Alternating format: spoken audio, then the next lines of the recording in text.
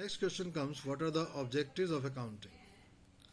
The main objective, we can learn these two objectives. The very first is to keep systematic record of business transaction, and second is to calculate profit or loss. These are the two objectives of accounting.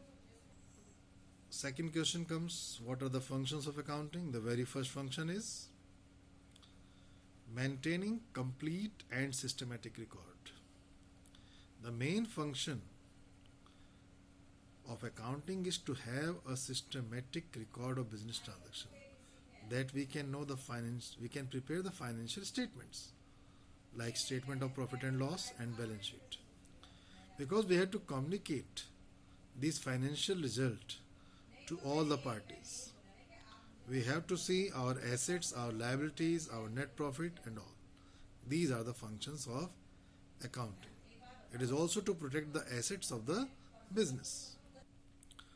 One of the most important functions of accounting is to compliance of legal needs.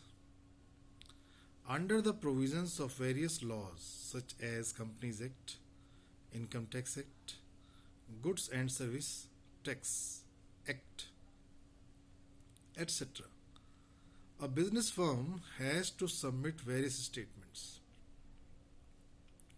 For that, accounting performs this function by supplying the information of the government agencies. One of the most important terms you will study further, GST, means Goods and Service Tax. All the indirect taxes like excise duty, sales tax, VAT means value added tax, service tax, etc. Now it has been merged into a single tax known as GST. And you will be surprised, my dear students, that GST is paid at the time of purchase. And the other surprising thing is GST collected at the time of sales. I will explain you in this chapter. It is very interesting point. God bless you all.